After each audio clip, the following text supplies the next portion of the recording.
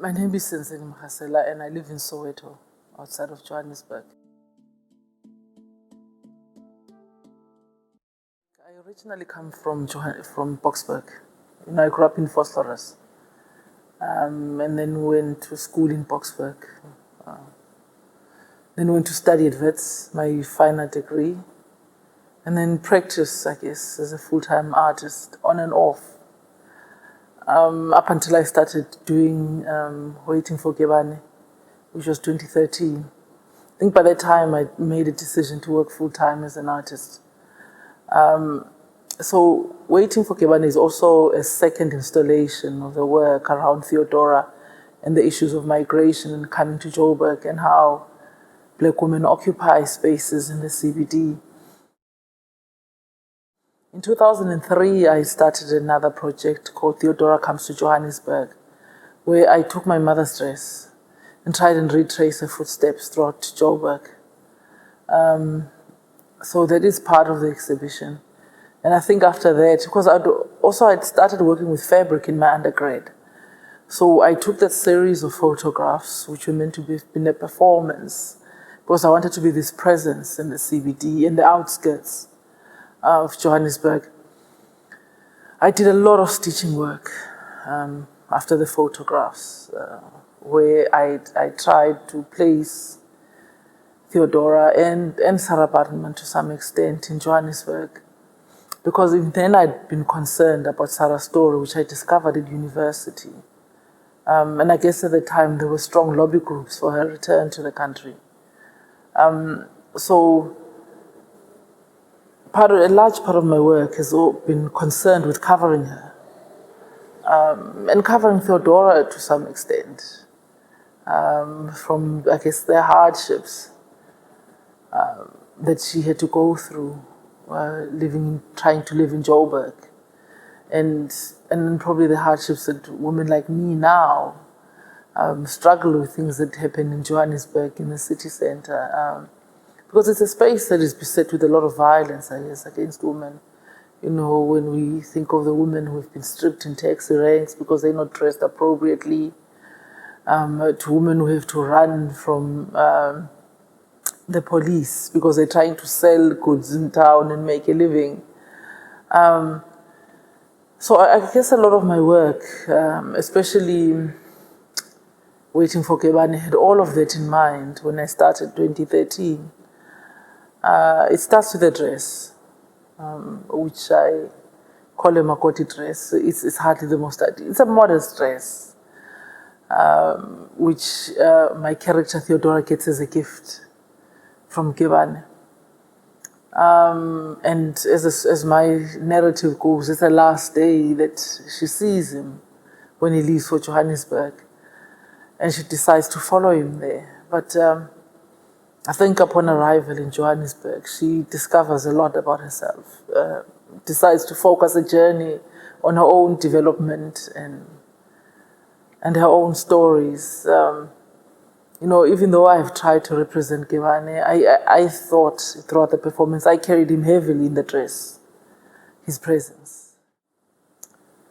Because I felt that I carried Gebane with me in the dress, and quite heavily so every day, because people who knew about the dress would ask me about him, quite genuinely, and ask me where he was and what kind of relationship, and at times I would entertain them. But most of the time I couldn't. And also because I had to continue living as Senzeni, because I have a family and I have friends and children, and I had to do some sort of work in between for a family business. I became a freak when I went to business meetings. I think especially when I was wearing the shawls around my shoulder and my waist. Because then I realized that when one's mouth is quiet, when one is quiet and not saying anything, people assume and make conclusions, and when you speak, you become something else. I think probably that part, when I started going out a lot more after I'd worn the dress and attending meetings when my sisters couldn't work on it full time, then I realized that I need to kind of take some of these things that weighed me down in the performance and repurpose them in the narrative. But I insisted on wearing the dress every day. Even though at times I would put on heels and a pantyhose. But I never took it off in public. Whether it was a wedding, going to a club, which I did several times with friends, to being once thrown out of a club because of the way that I look, to being at weddings, attending my children's school functions. So I think for me it was just an act of defiance to not take it off, to not accessorize it, beyond the pantyhose and the heels. Because I noticed that people struggled with how I look a great deal. Some were vocal, about, women may take a lot of time getting dressed to go to special occasions. And it probably seemed that I didn't. And because I was seeing the same people repeatedly around the art circles, there I was showing up, not making this effort. And I had dresses that were red, I didn't wear all the time, that I carefully preserved for functions, because I cooked in them as well, so that they don't appear with oil stains and inks from other things that I do. So I think for me, I made effort, and also dukes that were very bright, and I paid a bit more money for them, so that at least when I showed up at the wedding, I looked very red with a nice shiny duke and a good pair of shoes. But it wasn't enough, and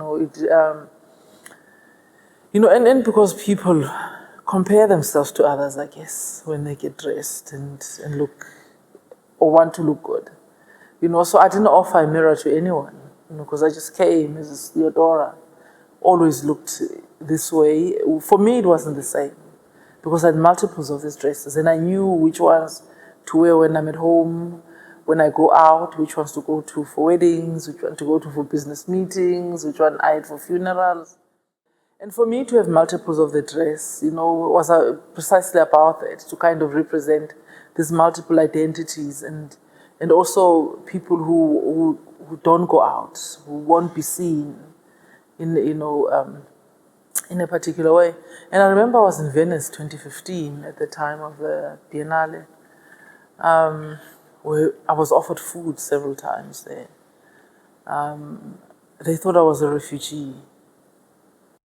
But I think also in the context of urban areas, it looked very rural, the dress.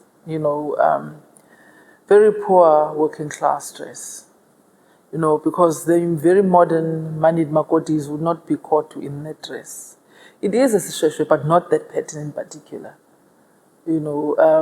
Because, a lot of the older women who still have it, they still wear variations of it. And within a particular society, it gives you status to have this dress on and the took. Because taxi drivers, which are usually quite menacing, treated me very respectfully in this dress. And people would offer to help me carry stuff and offer seats in the bus, So I think in that way it was great. The type of protection from catcalling and being harassed by men, it stopped for those 6 years. I put away the dresses and wearing it every day. But working with the figure of Theodorah and working with this dress, that's not complete.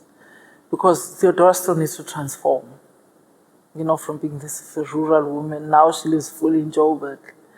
But I made a conscious decision that I'll never wear it in public, ever again.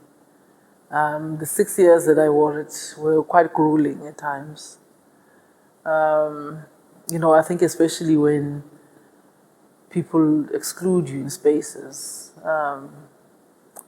when you get stopped in foreign borders, and then you have to open your social media to try and convince the immigration police that you are an artist, that's why you have 20 dresses in one bag, you're not coming to sell them, So I couldn't continue, I think, not necessarily because of that, But I'd felt that I'd lived every day performing, being ostracized and carrying this burden of being two people for 6 years, that I needed to take Theodorah to another level. So I'm busy with it now, transitioning Theodorah into Joburg. But that's going to happen in photomontages and photographs and performance. But the wearing of the dress every day, no. I started 1 October 2013 with the dress, because I did a build up to it gradually, because I wore it before, but it'd be like for a day and go and test waters and see. But then I realized that a lot of my friends at the time were becoming quite angry when they were seeing me looking this way. Because then when I told them that, well, you know what, I'm going to wear this for 5 to 6 years, and I guess even then there was this disbelief that, how could you, when there's opportunities to look better or whatever, stay in this dress that does not look very attractive. To then deciding on 1 October that, you know what, I'm going to put this on every day actually. Gave away my clothes, all of them. And handbags and everything that I had performing Senzeni all those years was given away, with an exception of a few things which I kept. And then that was the beginning of it. 2015, I had a child in the dress. I went to the maternity ward with it on, and like halfway through it, because I was there for 8 days.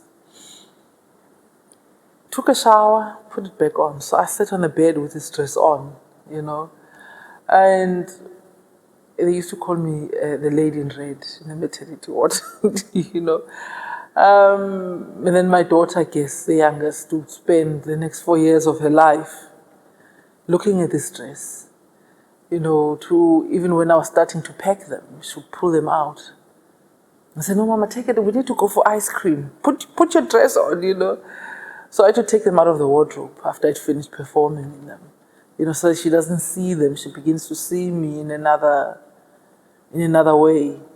And I have nephews and nieces who grew up around that dress, who are now puzzled why I'm not wearing it anymore. What am I doing with it? And I also saw that there were many of them because I used to put them in the washing line. A lot of people didn't see the actual multiples, because I didn't really present them up until a bit later on in the performance. I started showing, okay, I've got 5. I don't necessarily have 1, and they didn't know there were 38 of them.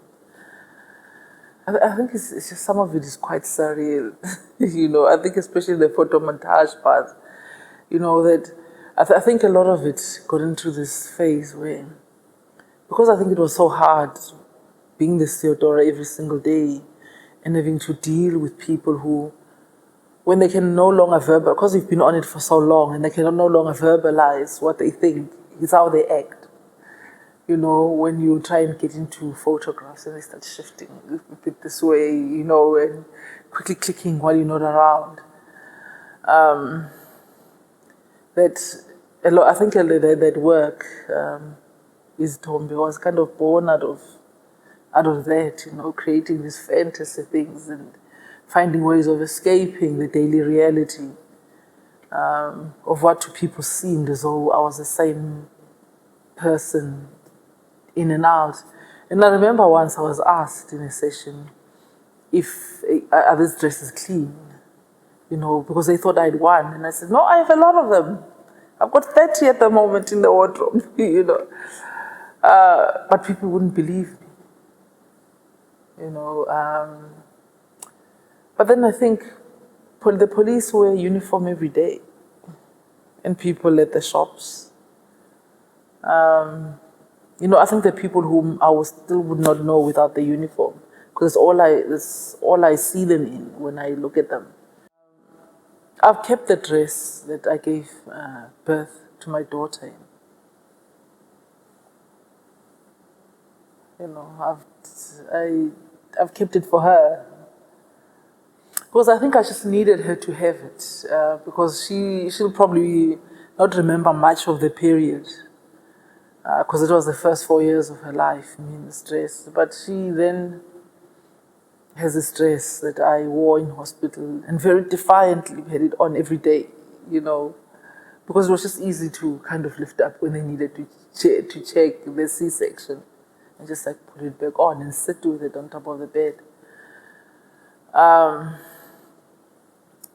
And I think in my head, the ways in which I've marked them, because I know which ones I would wear to weddings.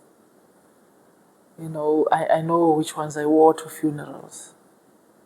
And I pretty much remember whose wedding, whose funeral I was in, what the dates were, And not because one records those things so vigilantly, but because people turned me into a freak when I was there.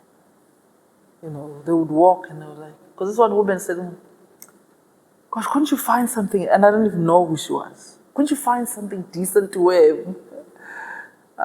Because I think we all need acceptance from others. I got it once or twice throughout these 6 years.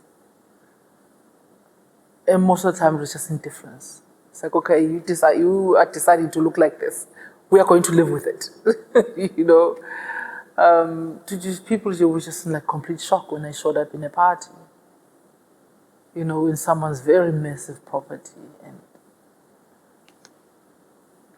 and continue to be social like everyone else and drinking like everyone else,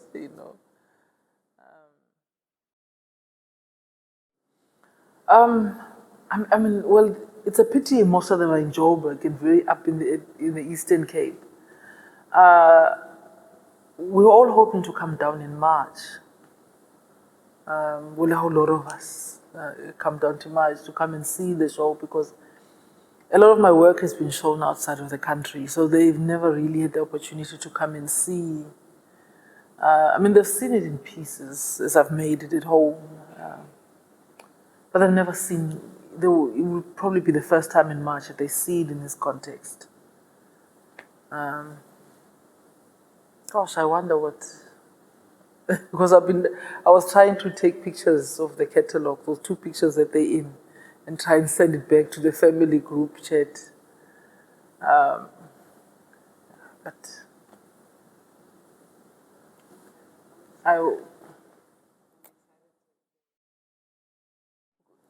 waiting for Gebane, I think because I picked up in Njabulani Ndebele's book, The Cry of Winnie Mandela, that talks about these women who are traumatized by being left and men who are aloof, that they start to have this imaginary conversation with Winnie about her own waiting, because she waits very publicly, Winnie, under immense scrutiny for 27 years and subsequently became the longest waiting woman in history. A painful wait.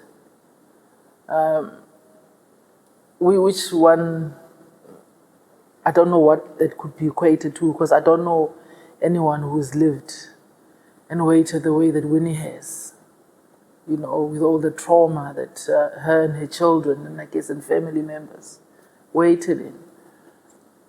So I think for me that book was quite influential in mapping the story of Gebane. Because a lot of women in my mother's generation wouldn't come to Joburg alone. It was almost unheard of.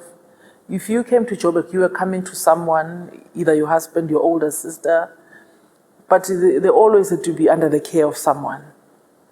And then in the first part that Theodorah comes to Joburg, she comes alone. I made that quite consciously, that she appears alone.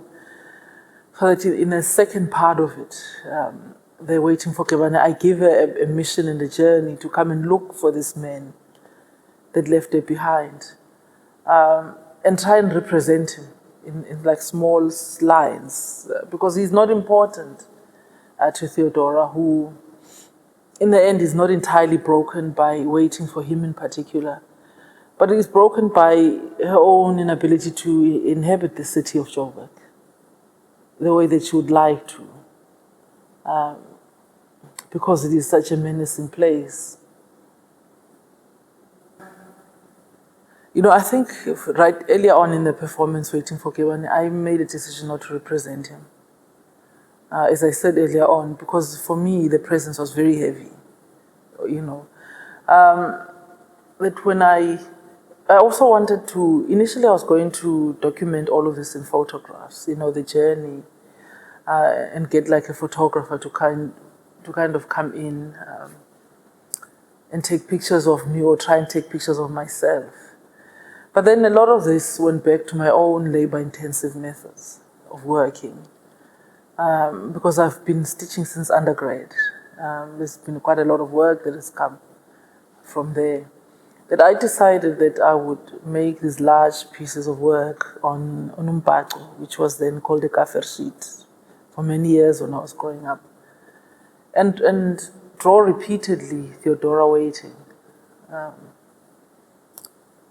But she waits in a way that she appears and disappears in the image, because the story of Theodorah is one not complete.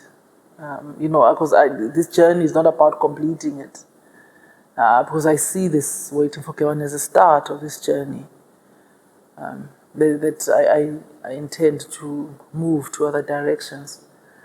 And also because it's a story of many people. It's not entirely just mine alone. There's been so many women who have waited.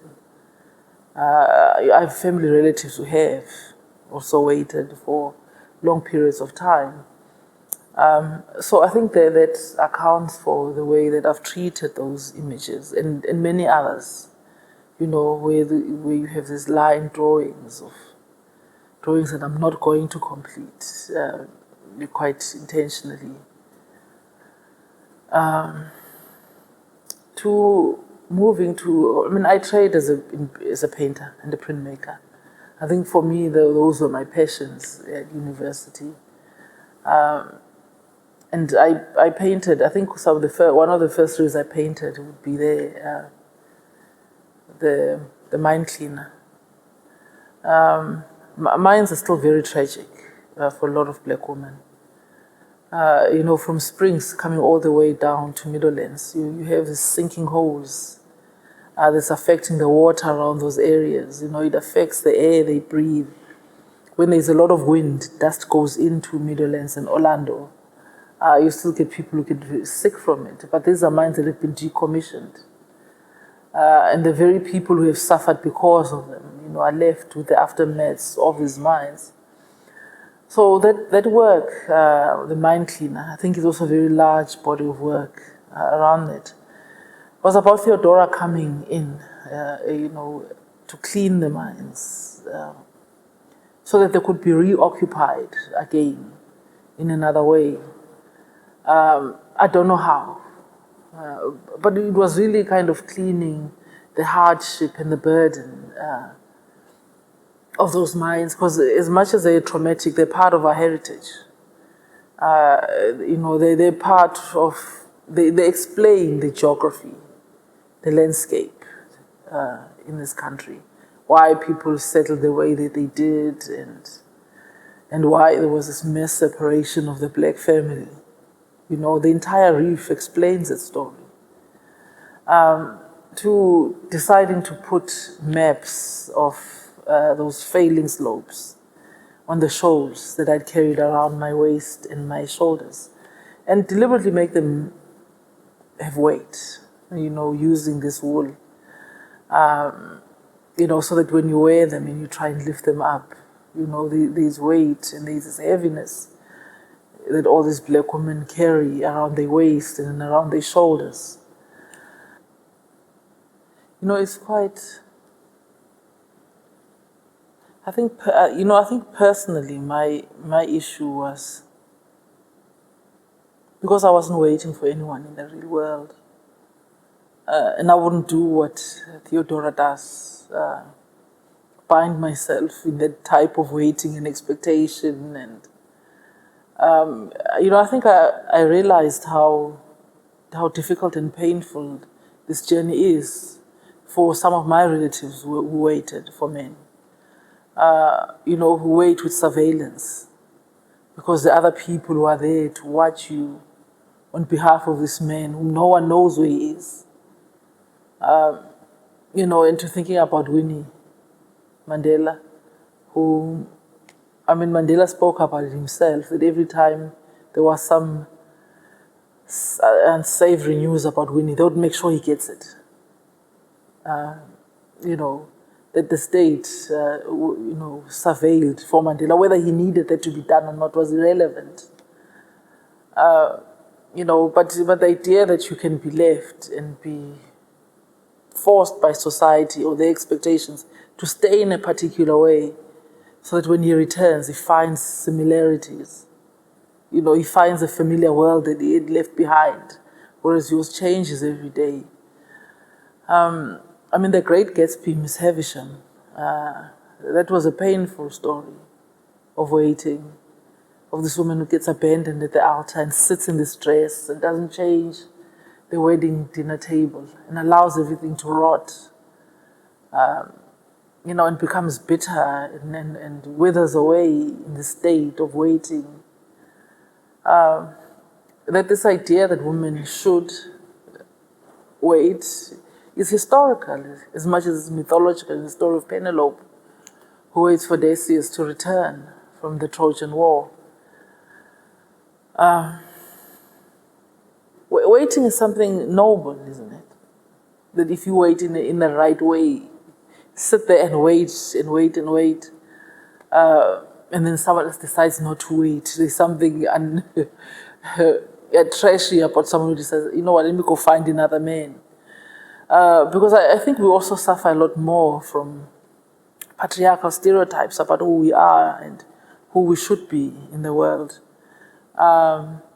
I remember once in a function, the security guard told me, no, you dress very nicely in this dress. And I looked at myself and I'm thinking, gosh, what is this guy talking about? And I realized that this is an elderly guy who probably, for him, women were dressed very modern because everyone else had miniskirts and like vests and showing arms. That for him, the idea of beauty was this woman was like covered from head to toe, quite modestly. I think when I conceptualized that work, I was dealing with a lot of people who were asking, especially the yard that I live in, because we're in a gated community. You know, about close to 800 families are there. You know, people were asking where he was, and they've never seen him. They just seen him with children. but this man who supposedly is the reason why I'm in this dress is not around. So for me, that was a way of engaging with it, because I wasn't quite sure how to answer the questions. And the people that I did give answers to and told them that, no, I'm an artist, I'm doing a performance, they would look at me and walk away. Because I guess they've never met anyone who would do this. So even though once I tried to explain it, there are artists who've worked in a similar way with performance work. But as I said from the beginning, it was never about Gebane. I wasn't going to place emphasis on him. I wasn't going to draw him. I think even if I did try to draw him, I'd probably draw an ex-boyfriend or something, you know. So I made a conscious decision not to. But because there was dealing with elements of fantasy and looking back at my own childhood, where we used to go to photo studios and dress up on a Sunday after church while we were still clean. And we'd have all these fantasy backdrops of the Buckingham Palace, waterfalls, beautiful gardens, and we'd go stand there and take images. Because I think at the time that escape was important for our parents and the older relatives, to have those photographs with these backgrounds that are beautiful and green and bright, because the reality that we're living in wasn't that way. You know, that outside of these fantasy, beautiful images, there was a lot of hostility that we lived with every single day. So that work was a recreation, I guess, of that period, of that escape, that I guess amongst a lot of hardship, you can have some glimpse of joy. Even if it happens in your head, you know, you don't get to travel to all these places. And I represent Gebane, not necessarily quite playfully, you know, For me, it's quite plain and he's insignificant.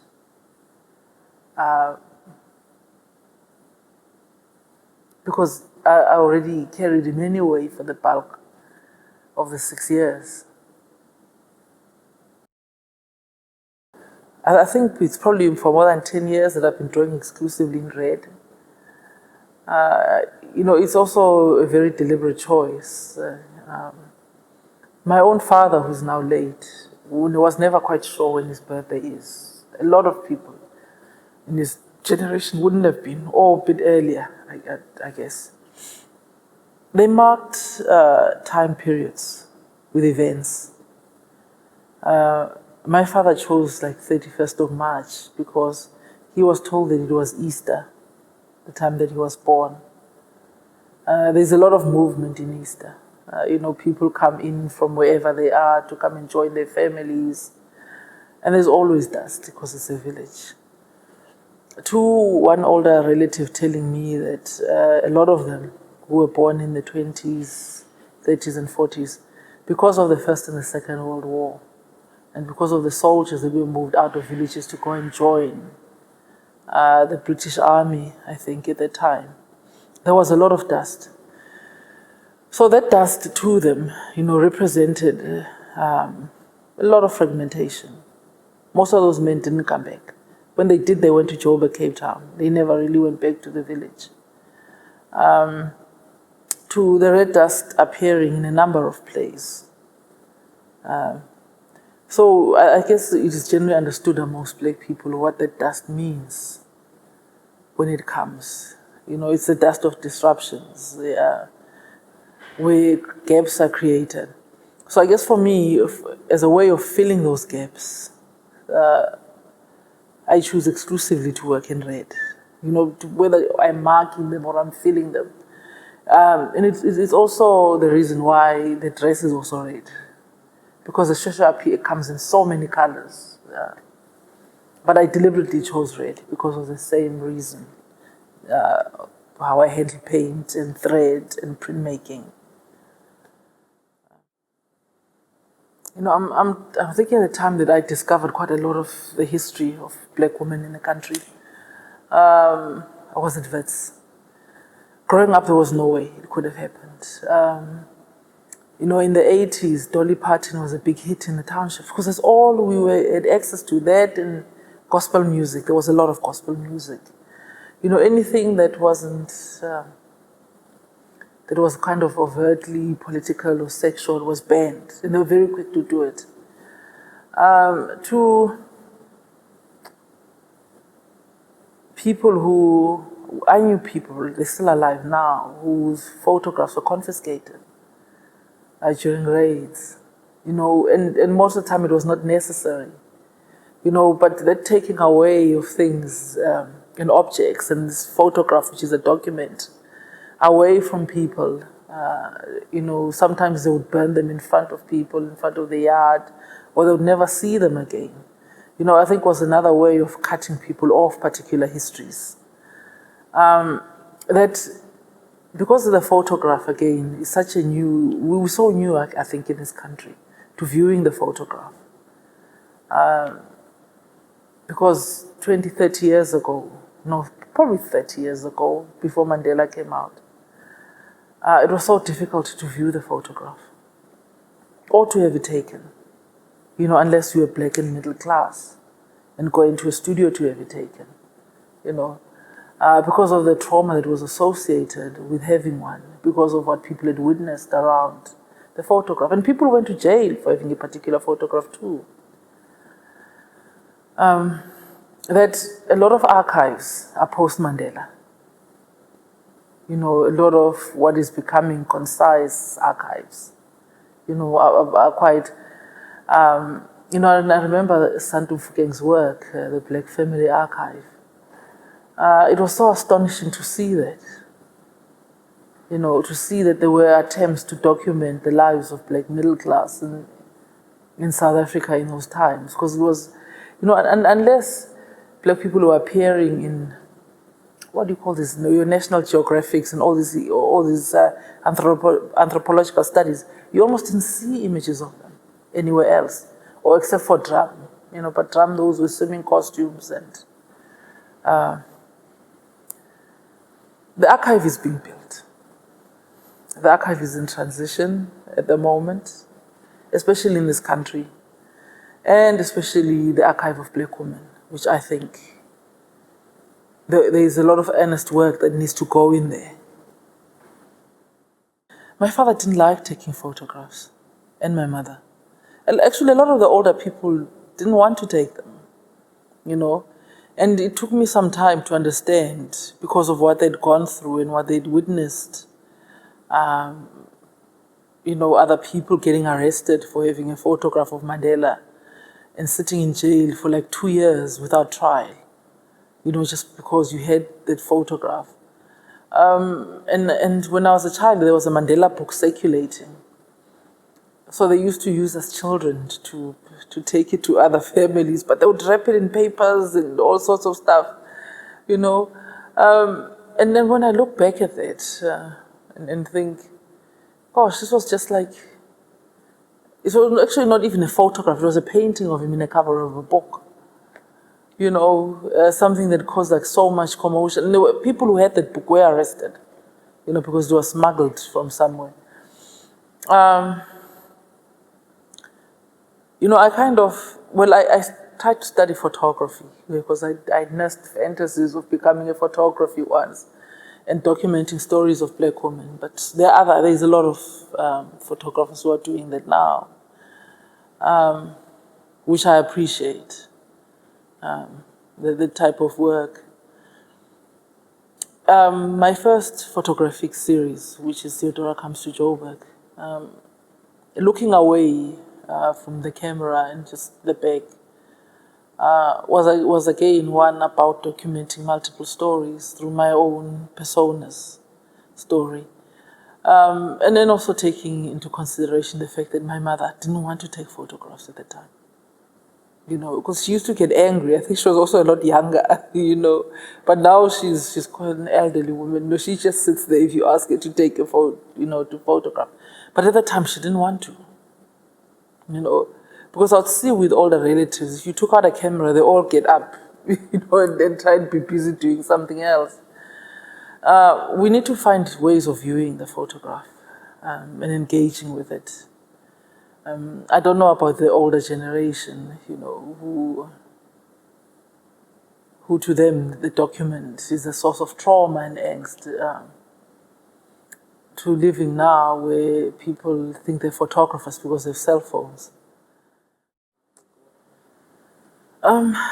Because now in the next lot of work, Theodorah starts being a city girl. Because we are going fully into Joburg now, and living, then settling in Joburg as Theodorah, and dealing with what Joburg is today, a society of immigrants, a society of sex workers, of people who go to nightclubs, and all sorts of violence, I guess, that are found in Joburg. I need to transform Theodorah, still in the red dress, to live in this present-day Joburg. So it's a project that I'll be on for the next 5 years. Theodorah, she doesn't come to Joburg now, she's in Joburg. It's something that needs me to return to the city center again, for imagery, for inspiration, for picking up things. So I will do that. Because I also make a conscious decision to work with figures. Instead of working in an abstract way. It's important to me that people see and recognize what they're looking at almost immediately. And that's not the only thing about the work. It's been important for me, I think, much earlier in my career that I use found objects and work on them. Add narratives and stories on those found objects. Things that are familiar, things that people use every day, like these jalis, these ishweshwes, the mbhaco, the photograph, as you see in Zitombe, the cloths, the napkins, to use domestic objects. I've spoken quite a lot about them to younger students who might not necessarily know that these are all colonial cloths that were kind of localized and forced down on people until they accepted them, I guess, if they do accept them. I don't personally. I don't own anything. I would wear like a special dress. I don't own it. A Senzeni. I think it's also something that wasn't really important to my parents because of this colonial attachment to these clothes being used to divide people. That you are Zulu, this is yours. These are your colors. They were not interested in these things, my parents, at all. A lot of it, when I look at it, I'm just thinking, this is insane that I spend so much time in these processes. And the fact that, I use my hands to make all of this. And it's quite important for me that I touch all my work and I'm involved in making it.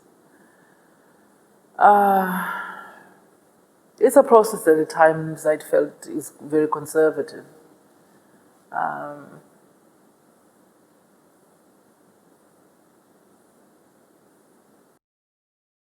I decided to do the tattoos on the 6th year, the final year of the performance. I think it was just a way of breaking the performance, of trying to bring in Senzeni. Because I think people were forgetting that there was Senzeni underneath this dress. That I've never... Well, some changes have happened, I guess, because of this experience. But the tattoos became another way of marking my body.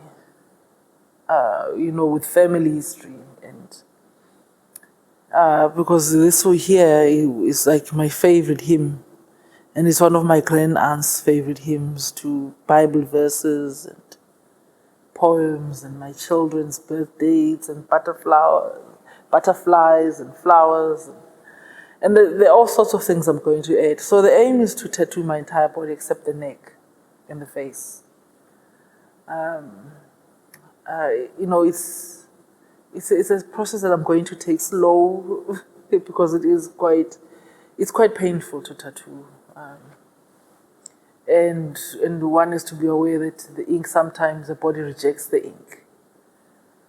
But the idea is to use my body as a document for family history and history of where I'd been and things that I was looking at and ideas. I've had like verses recited. I don't know what verse in the Bible says about tattoos and markings on your body. To people telling me that I look menacing with the tattoos on. There's something very gangsterish about me having tattoos. One guy asked me if I carry knives. I said, well, I live in Joburg, I do. As any other woman, for some protection. It is my body at the end of the day. My parents when I started doing tattoos, my parents were almost going blind. They know I have tattoos, but they've never seen them. Really, And I guess because they'd been quite traumatized by the dress and me showing up with it on defiantly every time I went home. Me having tattoos was just not going to change things, because I remember my father took binoculars and was trying to read the tattoos. And then he looked at me and he put the binocular down and said, I don't know what to say anymore. No, I'm going to, I've told them that I'm just going to cover my entire body with tattoos.